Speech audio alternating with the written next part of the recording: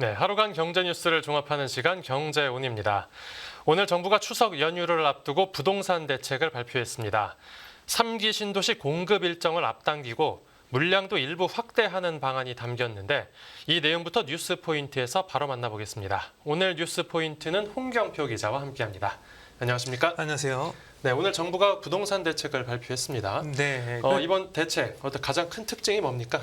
네, 지난해부터 이제 글로벌 통화 긴축 영향으로 이제 부동산 경기 침체가 가속화되었잖아요. 네. PF 돈말 경화 위기도 발생을 했고요. 하지만 이제 그 통화 긴축이 끝물이라는 인식에 집값이 꿈틀대기 시작을 했습니다. 예. 전세 가격도 동시에 오르기 시작을 했죠. 이 주택담보대출을 중심으로 한 가계부채도 사상 최대를 찍기도 했습니다. 네. 지금은 그래도 아직은 글로벌 통화 긴축이 끝나지 않아서 과열 양상으로는 아닌 것으로 보이는데, 하지만 과거에 그랬듯이 갑자기 부동산 가격이 올라서 걷잡을 수 없을 것이라는 우려도 상당히 커지고 있는 상황이에요. 네. 이 때문에 이번 정부는 단순한 규제보다는 시장 기능을 활용하는 공급 중심 부동산 정책을 모토로 물량으로 부동산 문제를 풀어가겠다, 이런 뜻을 밝혔습니다. 결국 공급이 키워드라는 거군요. 맞습니다. 네, 현재는 이제 부동산 경기가 침체되면서 건설사도 어렵잖아요. 집도 짓기가 질 여력이 안 되는데, 네. 나중에 이제 본격적으로 집값이 오르는 사이클 항상 반복이 되거든요. 네. 이 집 자체가 없으면 이 대응이 힘들지 않습니까? 그래서 미리 공급으로 문제를 풀어보겠다, 이런 정부의 심사인으로 볼 수 있겠습니다. 네. 이 부동산 대책, 구체적으로 어떤 대책들이 담겼는지도 한번 살펴봐야겠죠? 일단 정부의 발표에서 숫자가 상당히 눈에 띄는 모습입니다. 예. 정부에서 270만 개의 집을 짓겠다. 이미 이건 공표가 된 상황이잖아요. 네네. 올해 이제 목표 47만 호를 최대한 달성을 하고 네. 내년까지 100만 호 달성을 이제 100만 호 이상을 공급하겠다, 이런 계획을 밝혔고요. 계획상으로만 보면 결국 내년까지 목표의 절반 이상을 채우겠다 이런 거군요. 그렇죠. 네. 이제 그럼 이 공급을 어떻게 할 것이냐? 구체적으로 한번 보면 네. 이제 민간 중심으로 공급을 늘리겠다, 이렇게 강조를 했습니다. 예. 예, 작년 하반기부터 워낙 시장이 위축이 됐는데 이제 막힌 곳을 뚫어줘서 민간에서 집을 이제 많이 지을 수 있게 하겠다, 이렇게 볼 수가 있겠고요. 조기 인허가 인센티브를 주고 각종 규제도 개선을 합니다. 그리고 이제 포인트가 금융 지원을 강화를 하는데요. 예. 이제 건설사들이 PF에서 돈이 막혀버리면은 사업 자체를 진행하기 상당히 힘들거든요. 프로젝트 파이낸싱. 그렇죠. 네. 그래서 PF 대출 한도를 늘리고 PF 보증 규모를 이제 25조 원까지 늘립니다. 네, 그 심사 문턱도 낮추는데 사실상 이제 돈을 풀어가지고 이제 부동산 경기를 부양하고 네. 집 짓는 기업을 지원하겠다는 것이죠. 네. 이제 민간 부문에서는 그렇고 그렇죠. 공공주택의 경우에는 어떻습니까? 지금 이제 민간 부문이 워낙에 부동산 경기가 죽어있기 때문에 정부는 공공에서부터 공급을 풀어서 부동산 경기를 좀 견인하겠다, 정상화하겠다, 이런 계획이고요. 네. 일단 수도권 3기 신도시에서 물량을 3만 호 이상 늘릴 예정입니다. 그리고 미매각, 용지나 사업 미진행 부지 등이 요즘에 경기가 안 좋다 보니까 많잖아요. 네. 그래서 기존의 민간에서 진행하는 공공택지를 공공주택 사업으로 전환을 해서 또 사업을 진행을 하고 신규 택지 공급도 늘릴 예정입니다. 예. 이를 통해서 공공은 총 12만 호를 공급을 하고요. 또 패스트 트랙을 통해서도 이제 빠르게 집을 늘릴 예정입니다. 예. 또 3기 신도시, 사람들 관심이 많은데요. 이 사업을 조속히 추진하겠다, 이렇게 이야기도 했습니다. 예. 이 지역을 살펴보면 화성, 김포, 평택, 광명, 의왕, 군포, 안산 등 지역에서 사업을 조속하게 시행을 하겠다, 이렇게 밝혔습니다. 네. 요약하자면 결국 최대한 빨리 네. 많이 짓겠다라는 게 네. 이제 골자군요. 네. 알겠습니다. 다음 뉴스 보자면 오늘 한국은행에서는 금융안정 보고서를 발표했죠? 네네. 이 보고서가 우리나라의 중앙은행이 보는 이제 현재 금융 상황을 엿볼 수가 있고, 이 보고서를 통해서 향후 정책 방향 등을 예측할 수가 있어서 상당히 중요하겠다, 이렇게 볼 수가 있겠습니다. 이번 네. 보고서에 그럼 어떤 내용이 담겼습니까? 역시 이제 가장 좀 신경 쓴 분야가 부채 문제였어요. 이 한은의 조사 결과 우리나라의 GDP 대비 가계 신용 비율, 이제 빚 비율이 올해 2분기 말 기준 약 101%로 이제 글로벌 주요국 평균을 넘어선 수준이었고요. 네네. 기업 부채의 경우 이게 124%까지 치솟았거든요. 이게 외환위기 당시에는 124%였는데 이것보다 지금 높은 수준인 것이죠. 가계부채와 기업부채 둘 다 아주 많은 상황이네요. 네, 그렇죠. 그래서 합해보면 GDP의 2.26배, 이게 지금 역대 최고 수준이거든요. 예. 그리고 저축은행 등 비은행 금융기관에서 연체율이 치솟고도 있다. 상당히 위험한 상황이다, 이렇게 지적을 했습니다. 네네. 이제 하나는 이 같은 부채 위기 상황이 이제 금융 안정을 저해하고 경제 성장에 부정적 영향을 줄 수 있다. 뭐 이렇게도 좀 밝히기도 했는데요. 네. 당연히 이제 빚이 많으면 뭐 돈을 쓰기도 어렵고 투자도 위축되지 않습니까? 네. GDP 하락 위협으로도 작용할 수 있다. 이렇게 경고를 했습니다. 그렇다면 이게 혹시 기준금리를 더 올려야 한다는 네. 걸 어떻게 암시하거나 하는 건 아닙니까?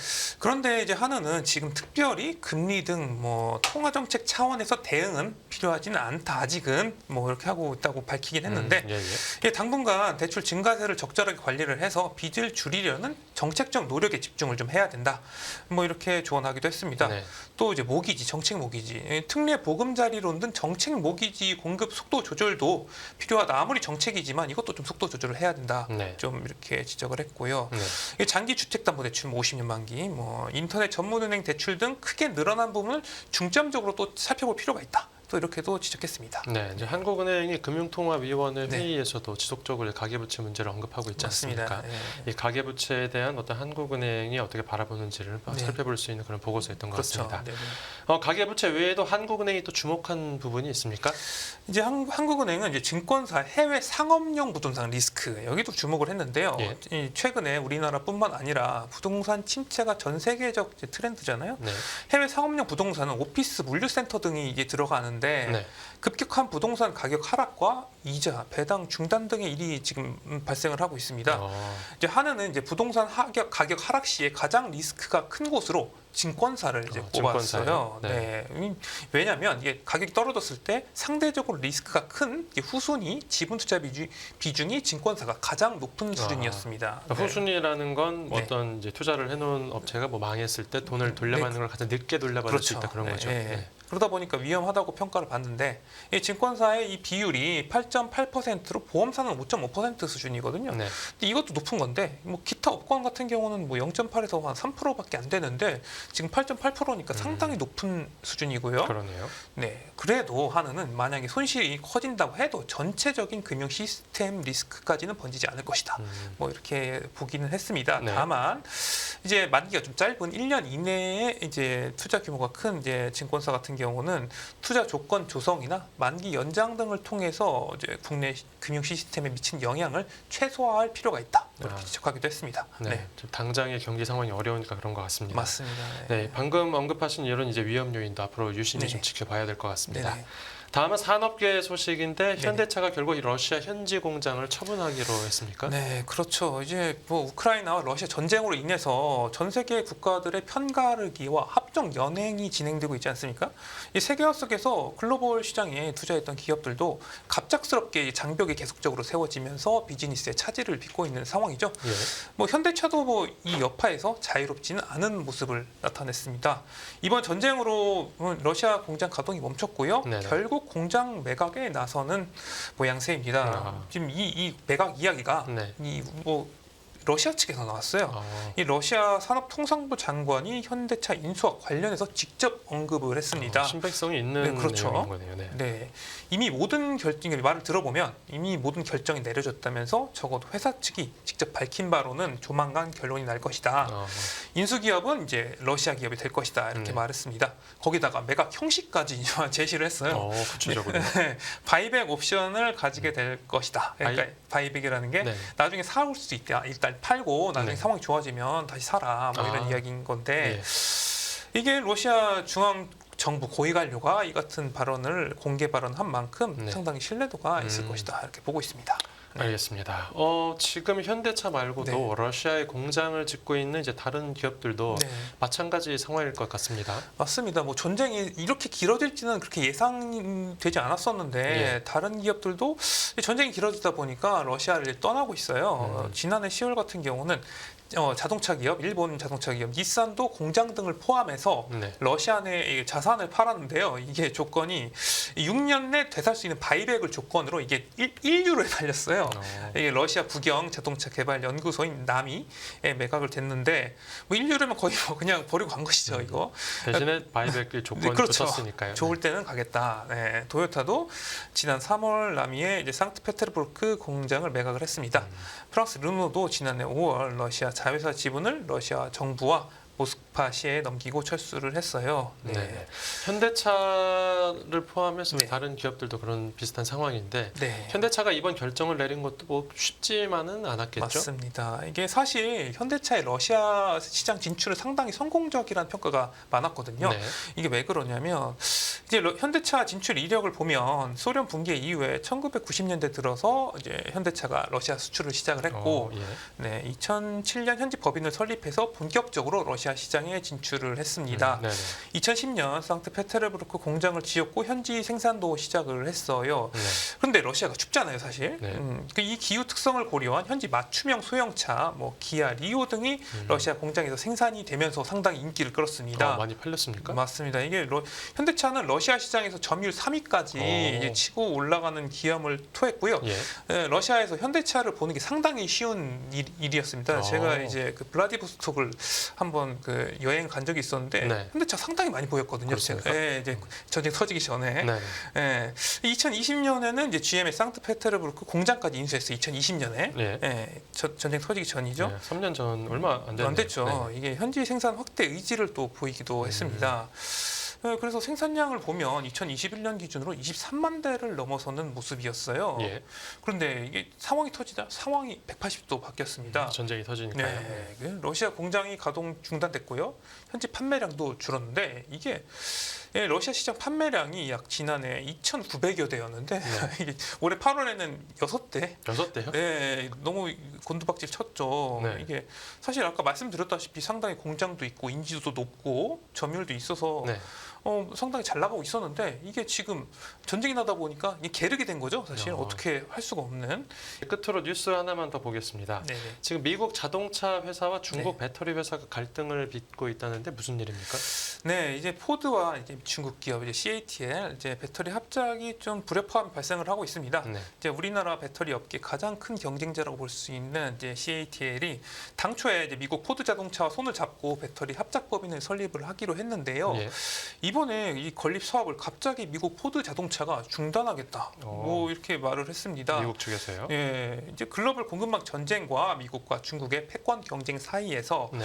일종의 이게 중국 견제 체계 아닌가 이런 점에서 좀 주목을 해볼 수가 있을 것 같고요. 네, 포드 측은 이 배터리 공장이 경쟁력 있게 운영될 수 있다는 확신이 들 때까지 공장 건설을 중단한다 이렇게 밝혔는데 이 확신이 무엇인지 지금 명확하게 밝혀지지는 않았습니다. 네.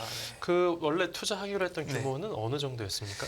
이게 당초 포드는 CATL과 손잡고 4조 7천억 원을 투자해서 공장을 세우기로 했는데 예. 이게 규모가 엄청나잖아요. 네. 사실 이 LFP 배터리, 리튬 인산철 소재를 생산해서 배터리를 다각화하는 게 목표였습니다. 예. 뭐 이제 LFP 다들 아시다시피 좀 중국이 좀 주도를 하고 있는 배터리 기종인데요. 우리나라 업체들은 이 니켈, 코발트, 망간, NCM 소재가 주력입니다. 네. 이 포드는 SK하고 손잡아서 이제 NCM 소재의 어떤 배터리 공장을 세우고 있었는데 네. 이 만약에 NCM만 세웠다가 너무 지나치게 공급이 좀 리스크가 있을 수 있으니까 네. LFP 공장도 같이 만들어서 좀 생산을 하겠다 이렇게 보여지는데요. 그 5조 원이나 되는 사업인데 갑자기 중단하는 이유는 뭡니까? 이게 LFP 배터리 같은 경우는 CAT의 주력 제품이거든요. 네. 이번에 미국에 공장을 세운 게 처음인데 네. 이번에 공장을 세워서 미국 시장에 본격적으로 진출하겠다 이런 약간 예정이었습니다. 사실 CATL 같은 경우는 내수에 좀 중국 내수에 상당히 강했는데 해외 진출을 좀 확대하겠다 LFP를 바탕으로. 하지만 이제 중국 기술과 자본을 바탕으로 이제 미국에 배터리 합작 법인을 세운 게 맞냐? 뭐 이것 때문에 정치권을 중심으로 상당히 논란이 좀 지속이 됐고요. 네. 미국 국회에서도 이야기가 나왔는데 이게 조사를 벌였어요. 이게 맞냐 이게. 예. 이 중국과의 공급망 경쟁 상황에서 중국 기업이 미국에 공장을 지어서 중국 기업의 시장 진출을 돕고 보조금까지 받아가는 게 상당히 뭐 이게 맞냐는 지적이 나왔고요. 반면에 이제 미국 완성차 업체와의 협력을 강화하고 있는 우리 기업 입장에서는 이번 중단으로 반사이익을 얻을 수도 있겠다 이런 평가가 나오고 있습니다. 네, 경제 안보 이슈로 덕을 보는 사례가 될 것으로 보이고요. 네, 알겠습니다. 오늘 뉴스 포인트는 여기서 마무리하죠. 잘 들었습니다. 감사합니다.